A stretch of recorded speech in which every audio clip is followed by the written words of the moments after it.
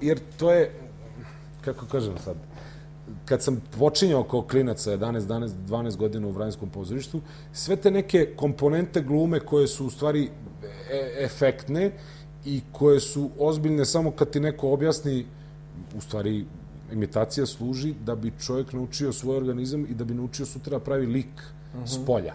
Znači da ga napravi u nekom pokretu, u nekoj mimici, u nečem. I to su kao neki kroki za neki sutra lik.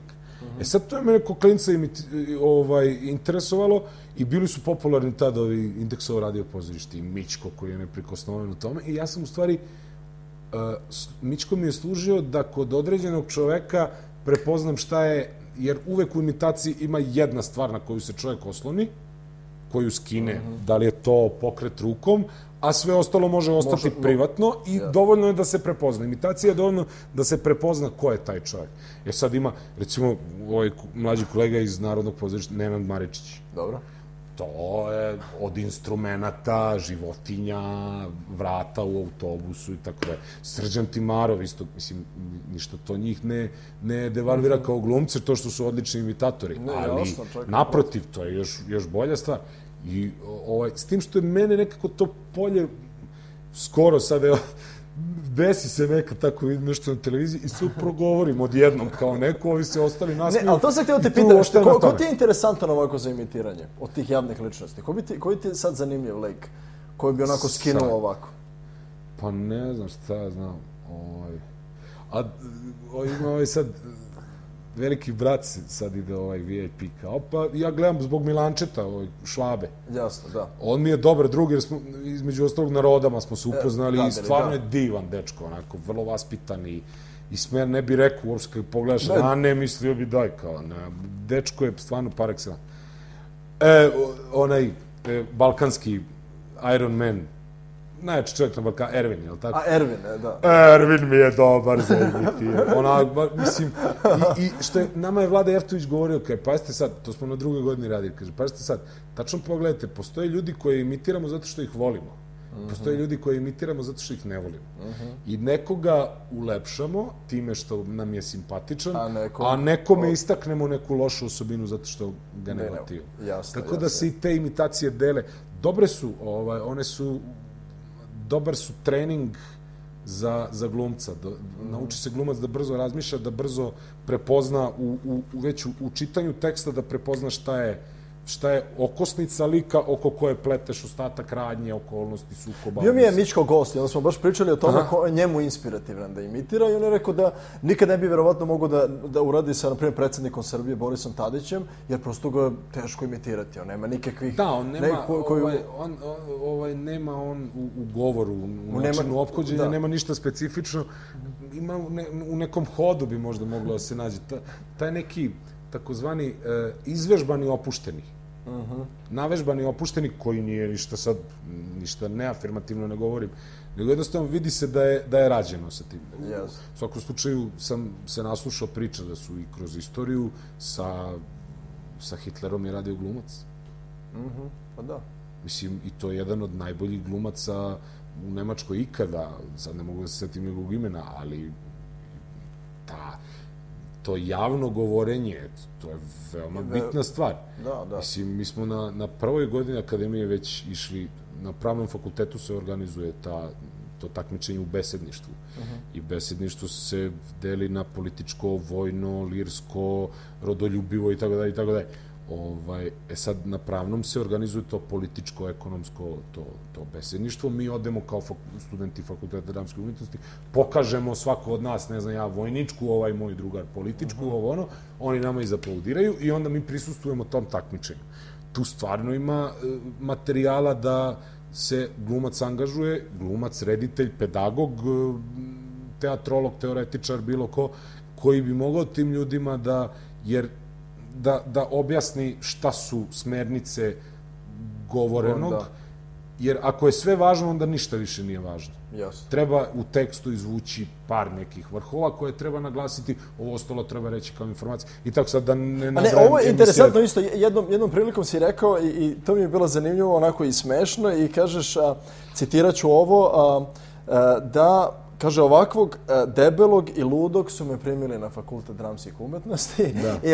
I dalje stojiš da glumci moraju da dobro izgledaju i da budu vitki i ne znam kakvi da bi bili glumci. Ne, prvo ta rečenica, to je jedan nesrećni intervju. Nisam bio uopšte srećan tim intervjuom, jer nekako je ispalo da tu ja sam neki bahati lik koji, tako me je novinar doživeo, pa je verovatno, neću da zameram to. Ne mislim da glumci treba da budu idealnog izgleda i idealnog stasa i tako dalje. Upravo ono što jedan od najvećih pozorišnih mozgova u ovoj zemlji, Nidža Jeftić, profesor na Akademiji Nikola Jeftić, kaže karakter bira podelu. Jasno. Mislim, prvenstveno. Sad, vremenom smo mi navikli da je Hamlet plav, mršav i sav elegičan i tako dalje. A u stvari je napisan kao jedan mali, zdepasti, debeli tatin sin. I vremenom je Hamlet počelo je da ga doživljavaju ljudi kao nekog heroja. U stvari on je razmaženo đubre koje bez ikakvog razloga, jer i u tekstu i kaže, od kad je ubijen njegov otac, potpisan je mir sa ovima i sa ovima i sa ovima. Zemlja je počela u neki prosperitet da ide i on sad što su mu ubili tatu, pa zato što ti tata bio kriminalac, ja najobičniji. Međutim, vremenom sad kao od Hamleta se pravi neki kesten stoletnik na koga se oslanja sav moral ovog društva. On govori moralne stvari, on se priklanja moralnim principima da bi ostvario to što hoće. Upravo je zato valjda Šekspira napisao, zato što nas nešto ružno što nam se desi u životu, neka nepravda, nas u stvari prizove da budemo ljudi. Tako i ovo. Ne mislim da je svaki heroj Bruce Willis. Mislim, u tom smislu lep, idealan, skockan sa ovim... Ne mislim da je svaki zaljubljen čovek ima trbušnjake. Ne mislim da se žene lože samo na momke sa, ne znam, valovitom frizurom. Ne, i mi ćelavi smo zanimljivi nekim ženama. Onako, mislim, ne mislim da mora glumac... Mislim da mora glumac da ima što više veština. Tipa da svira instrument, da zna da stepuje, da jaše, da skija, da roni, da... Tako je, to su neke stvari koje... I malo da ima i harizme, ali se slažeš sa tem. Tako je, naravno. A bez harizme je jako teško. Naravno, situacija, isto jedna od predstava koju sa velikim zadovoljstvom i velikim uspehom igram je Elling u Beogradskom dramskom. To je jedan divni komad i tako da je. Režirao ga je Marko Manojlović. Kad me je zvao da me pita da li hoću da pročitam tekst i da radimo, ja mu kažem, pa ajde napokon, jedva čekam da radim s tobom. On kaže, pa šta si ti moje gledao? Ja kažem, ništa, nisam bio u pozorištu dana, ništa, tvoju režiju nisam... Pa kako jedva čekaš da radiš s tobom? Pa smo sedeli par puta u kafani, nešto smo se družili. Pa je to dovoljna referenca da i reditelja i glumca prepoznaš i da kažeš, da, ovde ima nešto. Dobro. Na samom kraju emisije, ono što mi je interesantno, oženjen si sa slikarkom Tatjanom Bandović, je li tako? I u jednom prilikom si rekao da ona tvojim poverenjem donosi mir koji ti omogućava da na sceni daješ sve od sebe.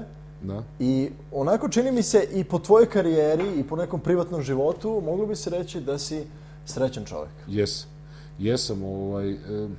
Ja sam od onih ljudi koji znaju šta će s 50 dinara, tako da kad naiđu na 500.000 dinara također znaju šta će s njima. I znaju da se raduju tome i da tuguju sa tim zajedno. Mislim, nikad nisam doživljavao svet crno-belim. Uvek znam da to nije tako, ili je zao ili je dobar, nije. Svako u sebi ima dovoljno materijala da se čovjek bavi. Ja sam mogao u par puta u životu da dođem u situaciju i kažem, ma nema od mene ništa, ja sam propalica, i alkohol me uzeo i ovo. Međutim, ne, nekako čovjek mora da veruje u sebe. Kad sam se upoznao sa Tanjom i kad sam ja u stvari shvatio koliko je dragoceno da te neko prihvati upravo to što je... Najlakše je voleti nekoga zbog njegovih vrlina. Treba ga voleti zbog mana njegovih. I ono što mi je fascinantno sad posle 8 godina veze i 4-5 godina braka, to je da neke stvari koje te u startu nerviraju, tipa, ne znam, slomljen tanjir ili neobrisana prašina, vremenom zavoliš.